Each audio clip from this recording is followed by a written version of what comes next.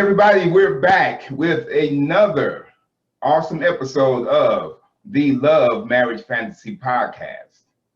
I am Anton Leonard Claiborne, your certified marriage facilitator, your sexual intimacy advisor, and your mindset author. To my right is my beautiful wife, who's known as... Hello, everyone. Right, you catch me every time. It's almost like I don't know my cue. But anyway, I am Coach Star Claiborne. I am the co-founder of the Claiborne International Coaching Group. Of course, the co-host of this wonderful podcast, Love, Marriage, Fantasy, and your personal success coach.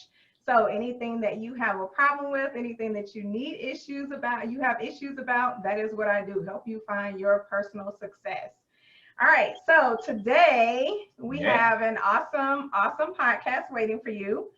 We have Mrs. Jasmin Nemsaj, better known as Mrs. Hamilton. I know she's so proud to wear that title. She is the co-owner of Creative Dimensions with Mr. Ty Hamilton, her husband, and the founder of the Rooting for Love community. And of course, her favorite thing, she's a singer and a mother. So, Mrs. Nemsaj, talk to us a little bit about you and give us a little bit about you, and then we're going to jump into this wonderful self-awareness and all these other good things about finding yourself today. Yeah. Yes. Oh, that sounds great. So Jasmin Nemsaj over here, Cali born and raised somewhat. I actually moved around a lot, but I'm a Cali girl to heart. Now I'm in Atlanta, Georgia. I'm enjoying it, sort of. It's taking me a while to adjust, but I found my boo thing out here.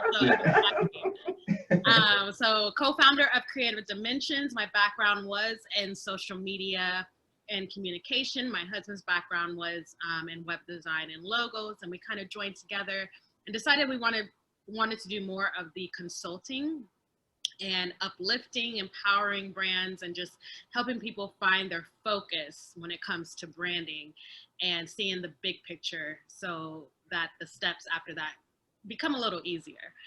I have the Rooting for Love not foundation.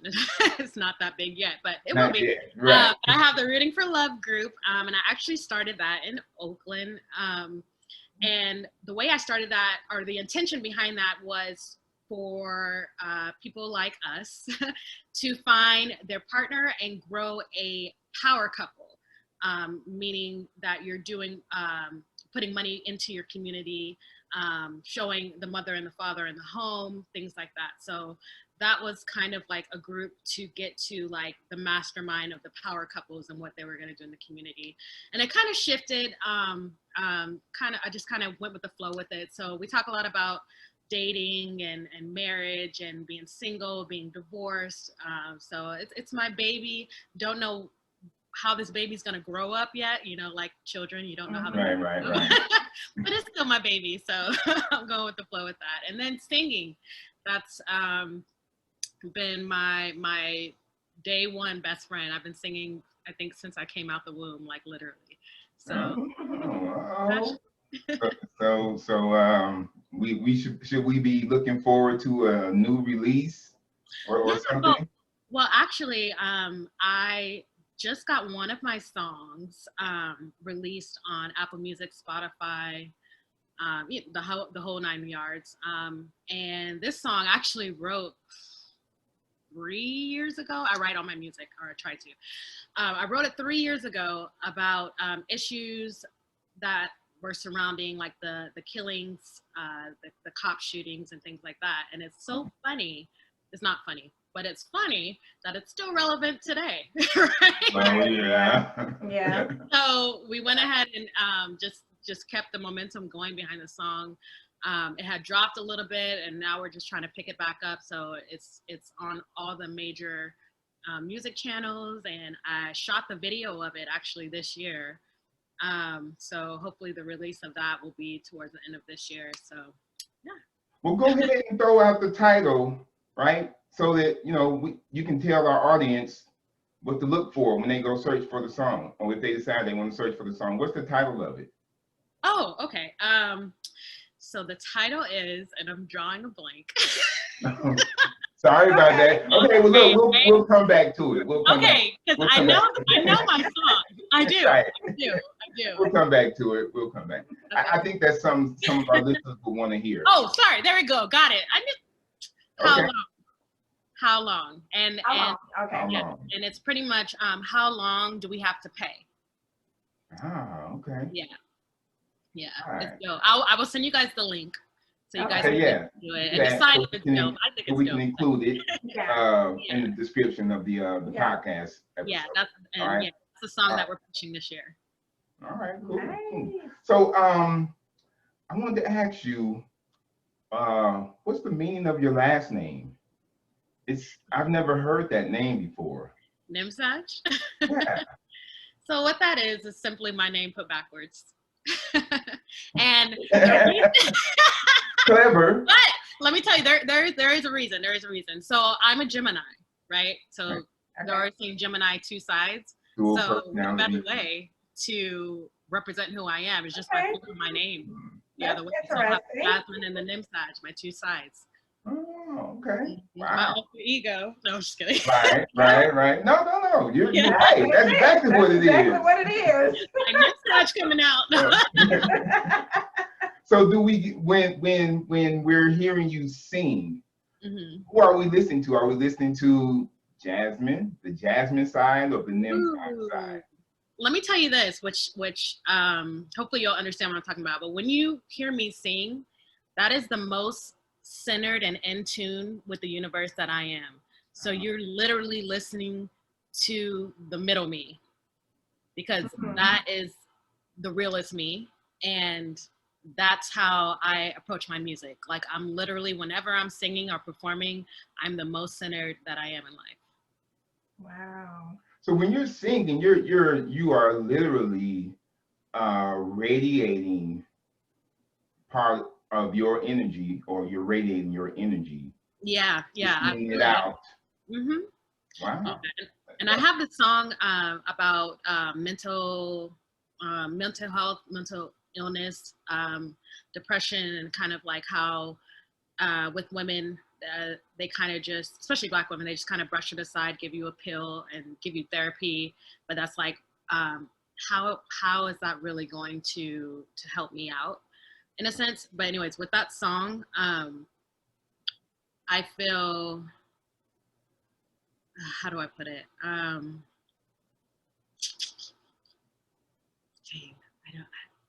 can't explain it. I can't explain it. Okay.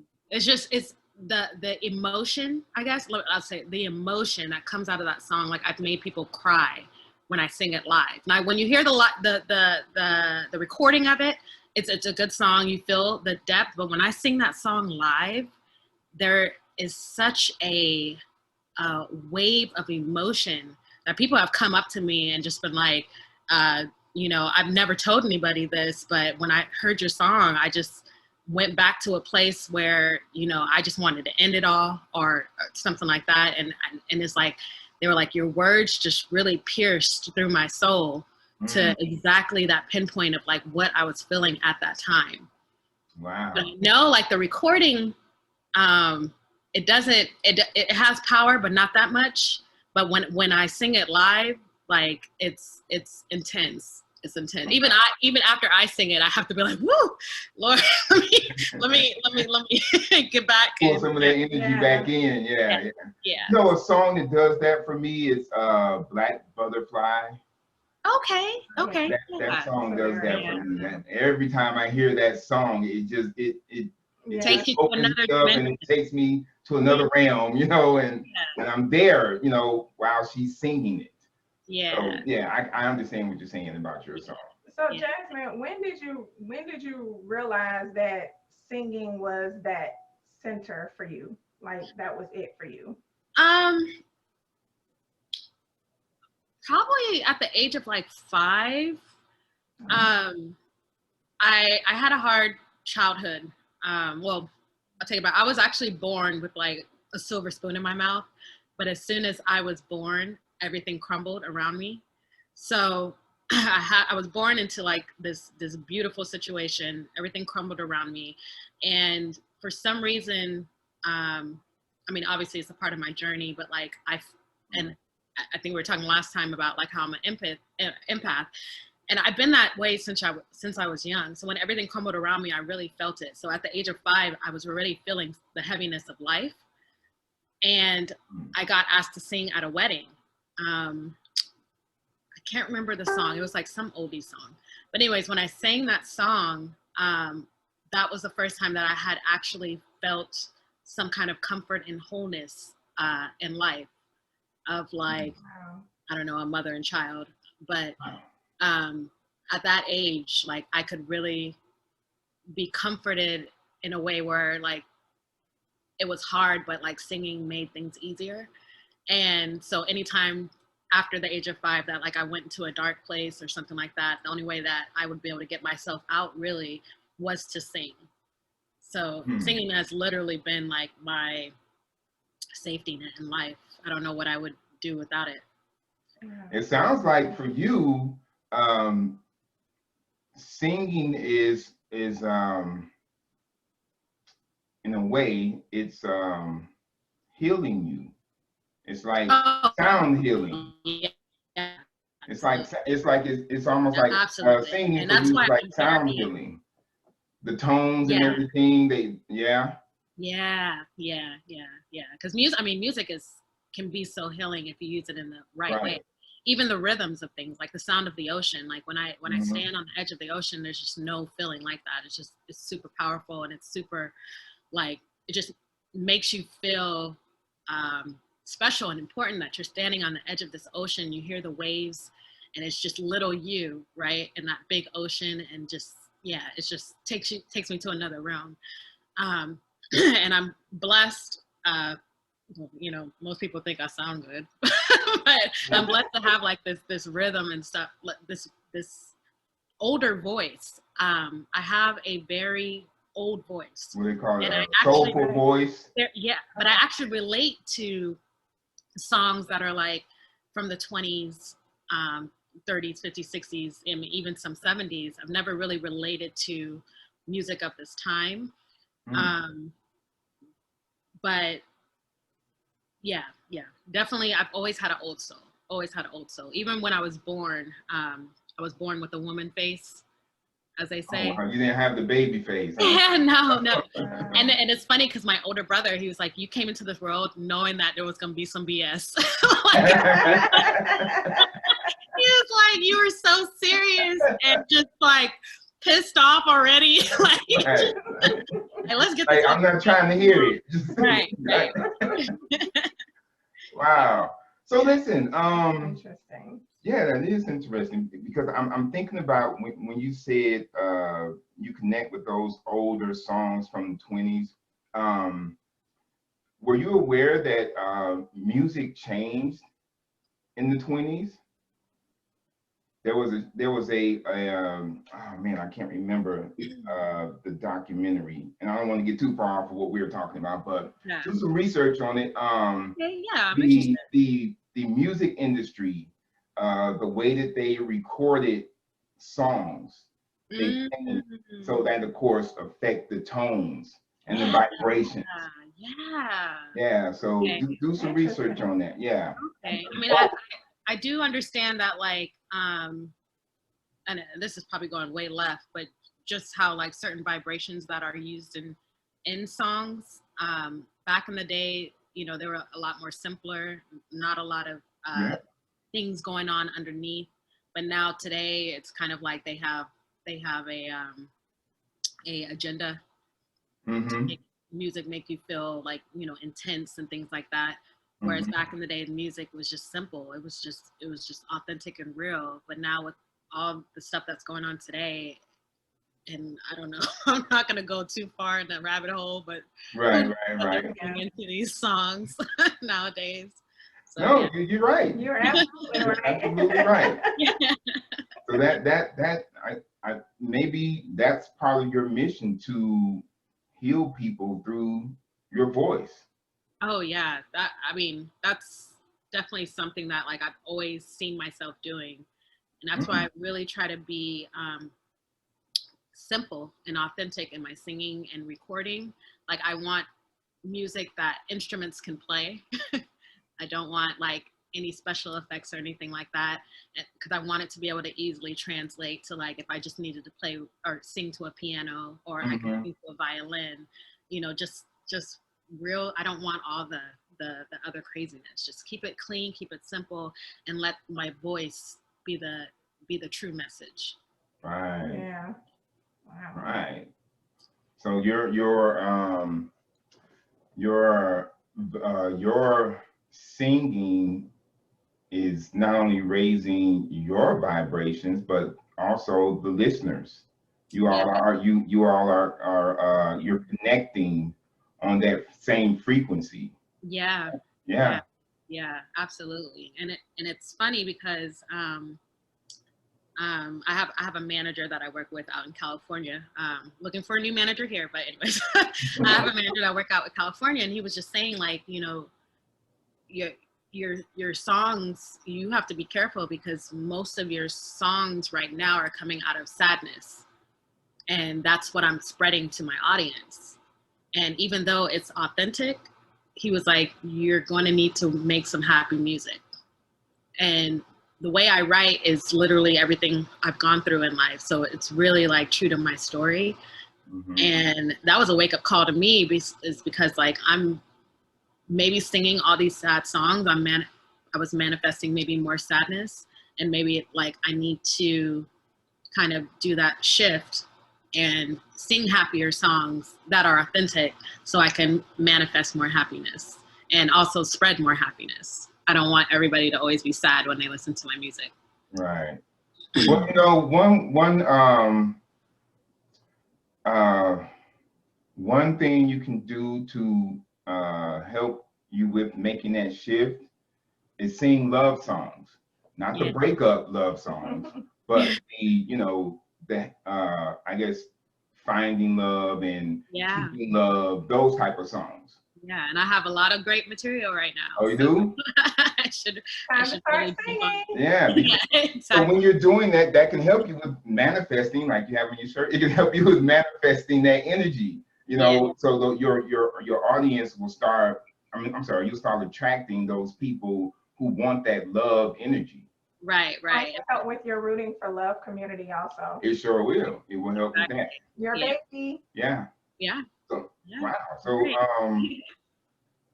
I had a question. How have you used astrology in your career and in your life?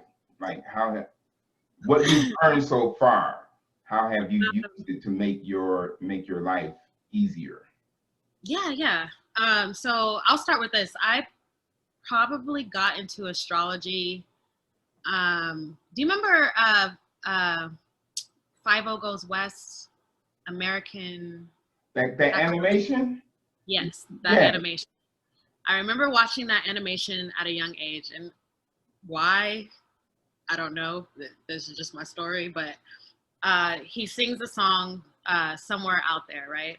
And he's singing to, he misses. They're separated. He's missing his partner, and he's singing to the stars.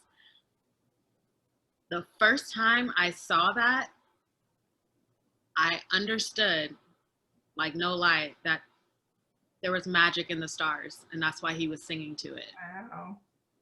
Wow. And I was like, there's these blank of stars, and the stars, and this was a young age too. Like I said, I've always been an old soul.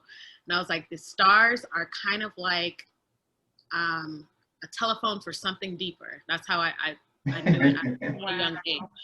Wow. And he is able to sing the same song, even though, now I get it, but he was able to sing the same song, and the person across the world was able to understand, because the stars was like a map, a guide, a telephone to getting the message across. So after that, I always looked at the stars differently, and I knew that something larger, I was covered in something larger. This blanket was something bigger. So that was kind of like my start into it. Now, I was never really able to freely dabble into it. Like there was kind of like a battle because, you know, people were trying to raise you a certain way, with certain beliefs, and you're uncomfortable because you know you're knowing something else, even though they're saying it's wrong. But you know, when you know, you know, right, you know, yeah. Especially as a kid, like kids were so like innocent. So the things that we know, most of the time, when you have that feeling as a kid, like that's like intense, like that's usually true. So I had to go through that battle, but I've always looked to the stars. I've always secretly like studied astrology as much as I could. And then when I got to an age where I really didn't care what anybody thought, right. I just went and like dove deeper into like discovering who I was and realizing that there is a pattern. There is a reason why the stars are aligned a certain way when you're born. And I just started diving and learning more about me. And now when this diving happened, I was actually in my first marriage. And I was married to a guy with very, very left beliefs. So having these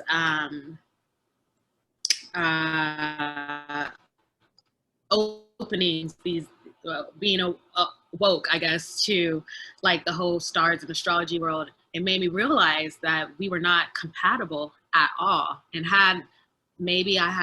if I had understood how the stars and astrology and horoscopes worked before I got married to him, I mean, that would have saved me quite a few years, even though I have beautiful children from the marriage. When I started to dive deep into myself, I realized that we had pretty much nothing in common. And I also found out the reason why I was attracted to him. Being a Gemini, he at that point of his life really drew me in with the flashiness, the fun activities. Everything was always an adventure, and of course, I'm going to be drawn to that. Right. So, but as soon as I said, "I will marry you," everything went downhill, and I should have known then to walk away from the marriage. Everything was telling me. There were so many signs. It wasn't right on my heart. It felt suffocating already. And I just ignored it because I didn't really fully understand my gifts and why. Like I was just mainly putting it on myself, like maybe something's wrong with me. And maybe I should give it time. But it really was the universe telling me that, you know, this is not right at all. So after my divorce, I was able to really just kind of take like a soul searching, let me figure out my moon sign, my ascendant. Right. I was very open. I was getting a lot of readings from a lot of people, which was good and bad because not everybody should be reading. Depending on who, Depending on who and I was just like in the candy store. I'm like, read me. Tell me what's coming next. And so I got some crazy readings and some really good ones. I got some good ones, but I was just letting anybody and everybody get into my into me, which was not good. So I had a lot of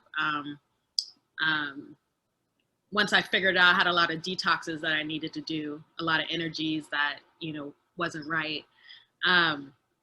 But yeah, once I got to know myself, my moon rising, my ascendants and things like that, and once I started to trust my energy, then it's like life has been amazing since.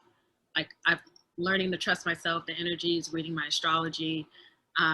I even got into doing tarot card readings just for fun, but realizing that like, I might have like a little gift or whatever, and not being ashamed that like, oh, I can read people and I do need to trust what I say. And it's funny, but when I was younger, I opened up to my sister when I was older, but when I was younger, she told me that I would tell her things all the time and like it would come true. That's a sign. Like it would be a dream or something like that. And she'd be like, yeah, when you were younger, you know, you used to tell me things, and like it kind of manifested. So I was like, wow, that's really interesting. So you had the gift, Yeah. but you didn't have anyone in your household who was there to help you nurture it and develop it. Yeah. So that transition that you had from the caring about what people thought to the not caring, how did that transition happen for you? Like, what did you do to help push yourself to the I don't care phase, because I know this is what I need to do, right, or what I need to discover? I think it was being more confident in myself, and having people kind of uplift me. So I guess it would be my circle. Around that time where I was just like, I don't care, I was really around vibrant people that accepted me for who I was. And I feel like throughout my life, that was a big issue. Nobody ever let me be me. Even down to my hair. I had been getting perms in my hair since the age of 4. I didn't even know what my real hair looked like. Wow. So it's just like I literally wasn't able to like figure out who I am until like as soon as I turned 30. That I was able to jump and be like, oh, this is me. Oh, this is what my hair looks like. Oh, good to know. But yeah, just really being around empowering people that were spiritual, doing spiritual walks with them. There's a labyrinth in Oakland, and like walking that labyrinth and just hearing like just all these like powerful ideas, and just really just learning as much as I could, and trying to change my mindset on a lot of things. And I literally feel like I just woke up one day and I was like, I'm tired. I don't care. And after that, like, it was a wrap. Like, I just didn't care about anything. So, yeah. Right. Yeah. Making sure you started putting yourself first. Yeah, I did. To a fault too, because I really became really selfish. But yeah, I did. Like, I don't think so. Well, I'm not saying that's not what you did. I'm saying that when we start putting ourselves first, anything that we experience after that, it's a learning lesson for us. It's something that we need to experience so that we can get back to who we are. You understand what I'm saying? So I don't think it was to a fault. It was everything that happened after you said, I'm all about me. That was for your growth. I think you may have only seen it as being selfish because that's what we're taught. Yeah. We're taught that when we only focus on us, that it's all bad. When actually, when we focus on us, it's all good. It's all good, baby. It's all good. There's nothing wrong with that. Right. It was because the thing is, you were not being selfish to the point to where you were just, disregarding how other people felt. You were focused on what was important to you and trying to figure yourself out. Yeah. But I mean, it was hard because like people were calling me like reckless and oh, you changed and things like that. And I was like, trying to help them understand, like, I know I'm not moving the same way. And there's a reason for that. And it's like, I want more out of life. I don't want to be unhappy. Like, I don't want to be like depressed all the time. But everybody was so used to seeing that person that when they saw me like happy, I was reckless. And I'm like, in their eyes, in their eyes. Like, I'm not harming anybody. I'm just like happy. I'm like life of the party. I'm a Gemini. Like, I'm supposed to be life of the party. I'm not supposed to be in the corner. Like, you know what I mean? So it's like, yeah, it took a while for people to accept me. But I didn't care about them because I was looking for new people. I was ready. I was like, there's all these amazing people out here. My circle is toxic. Like, I gotta go. So of course, the higher you elevated, the smaller your circle of friends and associates got. That's usually how it works. Yeah. That's going to happen. Yeah. And I literally only have one friend from the journey of when I was married the first time. And she's a Sagittarius. So Gemini's and Sagittarius rock hard. So she understood my evolution. And like, even to this day, like she's very possessive of me, but she understands me in a way that like nobody will ever understand because they never see my full journey. But yeah, she's like, the person you are today compared to the person that you were, like, amazing. Like, I've inspired her to even do stuff because we were both in these horrible marriages together. Oh. Both got divorced together. So we've literally been through everything together. But like, I've inspired her to like just, you know, flip her whole life around, and what she did, and she's so happy now. So that's great. Yeah. That's good that you have somebody there with you. You know, y'all were walking different paths, but you were able to have somebody to talk to who understood some of the things that you were saying, and who understood some of the experiences you may have had at that time. So that's really good that you have that person still in your life. You said you wanted to ask her about the emotions. No. Oh, you don't? Oh, okay. Okay. She said so much. I'm like still processing some of this stuff, but no. So, okay, well, I wanted to just ask you, can you clarify just a couple of things for our audience? And I'm just going to talk to our audience for just a second. So I'm asking Jasmine this question because I know that some of you out there are interested in astrology and other practices to help make your life easier. So pay attention to what Jasmine says about this, and hopefully because of her answer or her explanation, you'll be able to use this information and help you on your journey. All right, so Jasmine, I wanted to ask you, can you tell our audience the difference between the sun sign, moon sign, and ascending? Yeah. So I can tell you how I go about it. So the sun sign is pretty much your main sign, the main sign that you show up for. I don't know exactly, like, you know, I know it has to do with the coordinates and the day and the time and stuff that you were born, but that's who you show up as. Now, your moon sign is kind of like your shadow sign. This is, from what I learned, it's the shadow sign. So it's you on your, how would I put it? Not your dark day, but like your alter ego, maybe, so to speak. But it's kind of like how you deal with like the shadow stuff in your life. Yeah. I guess that would be it. Yeah. Let's see. And then the ascending, I'm not quite sure about that one yet. I'm still learning about that. Yeah, still learning about that. But anyways, Google is great. There's lots of wonderful YouTube videos. But once you see, like my sun sign is Gemini. My moon sign is actually in Aquarius, which is just crazy. And I'm ascending in Cancer.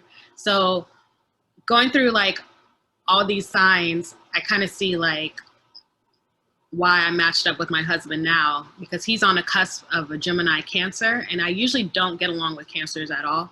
But because he's on the cusp, and because I do have like that Cancer in my chart, we're able to click, which is it's really weird. I don't know. It's all very interesting. So are Geminis compatible with each other? Like, do they usually get along with each other? That's 4 crazy people. I think yeah. I think it really depends on your moon sign and your rising and things like that. Like all of that, like your sun sign is kind of like the general way of doing like horoscopes. Like, oh, they're like, oh, you know, your sun sign's your main sign. But what I'm learning now is that you actually need to look at all of your signs when you're reading horoscopes or you're doing your astrology, because you need to know like how you are, like your moon sign, which is like, there's this phrase I'm trying to remember, but it's kind of like your mask in a way. That I think that's how I learned it. It's your mask, especially when things are going wrong. This is the sign that you put on. Yeah. So, yeah. Okay. Yeah. So, when you said, when you spoke on the moon sign, Mm-hmm. represents the shadow. Yes. Yes. You. And That's interesting. So when I was getting the my last reading, the lady I went to, she really dove into the moon sign, and she also is the one that told me that I need to intentionally look at the zodiac of my moon sign. Sorry, I can't remember what I said my moon sign was, but my moon is in Aquarius and my rising is in Cancer. Did you say that right? Yeah. Okay, yeah, sorry, my head. But it's like, it's the mask that you wear. It's kind of like your bad habits. What else did she say?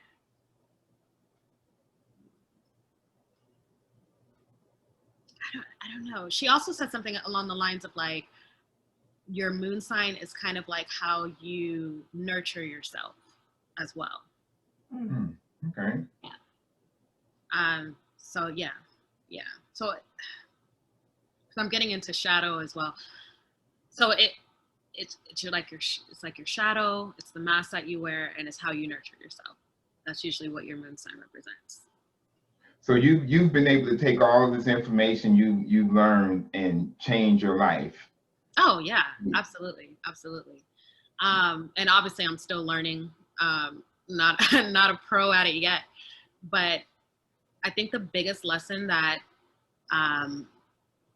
it's taught me is like my intuition, to trust who I am, to understand why I might be, afraid of certain things or act a certain way, or why I'm approaching things in a certain way.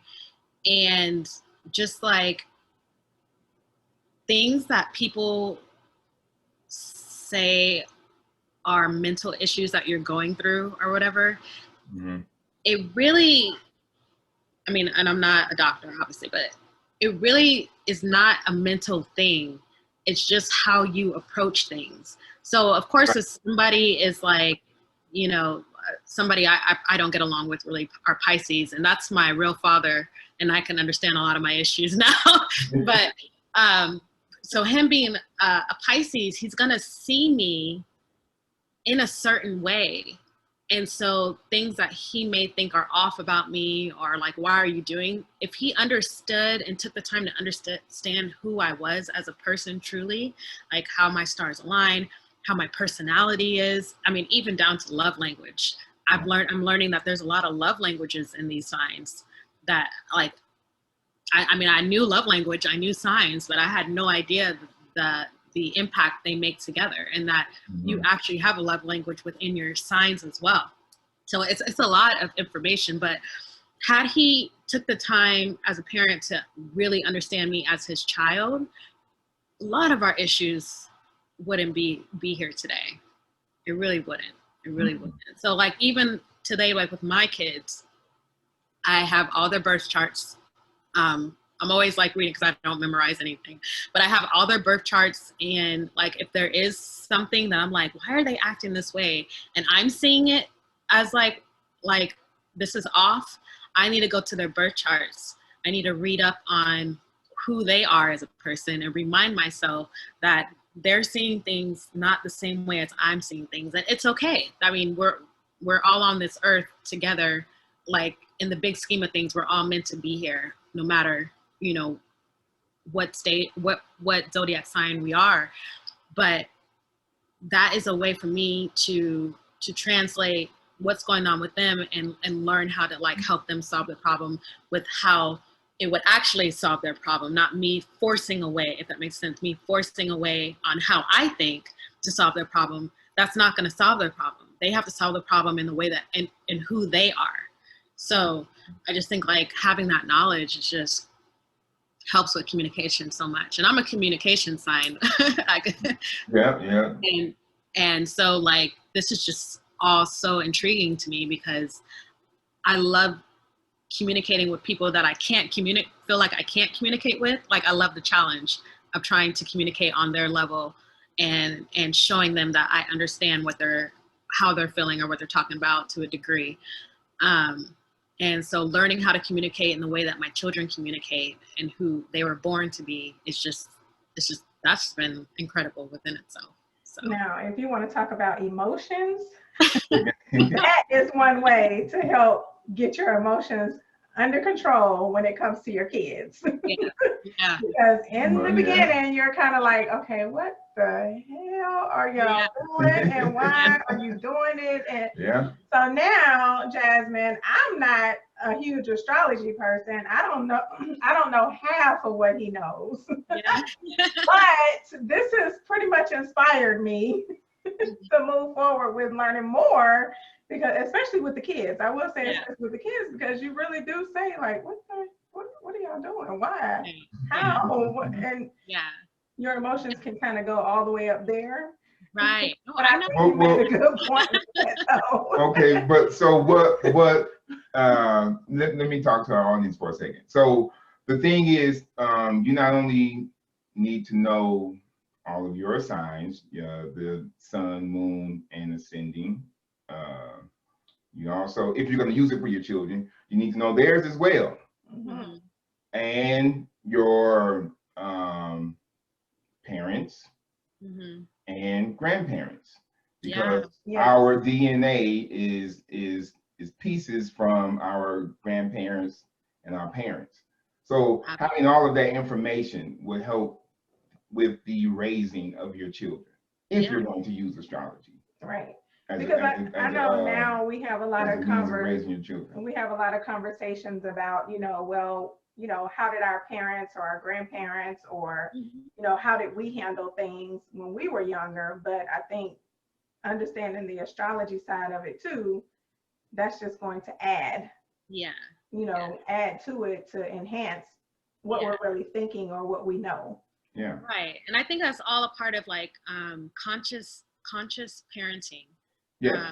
And I find like, a lot of people nowadays are being more open to that because, well, I don't even know where to begin, but all the issues that's going on. And I think just being more conscious and aware and open-minded and just understanding that it seems so elementary to me, but like we're not all meant to learn the same way.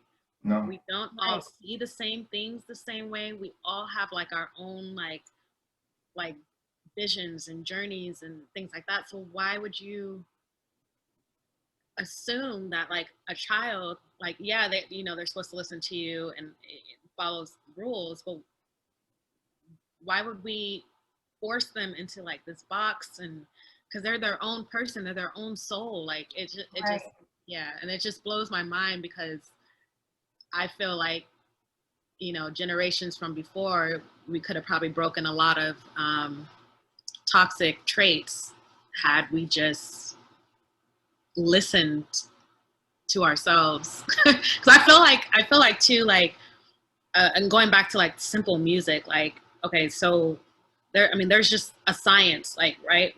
We're on this earth, we're born at this certain time. The earth has everything that we need to know. And if we just honed into like nature, looking at the stars, I feel like you don't even have to research that much. Like just the feeling that you'll get the understanding with just meditating.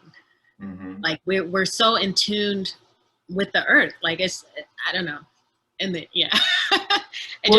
just blows my mind sometimes because it's so simple. Like but we have all this junk food and junk that's just like has taken us away from our purpose.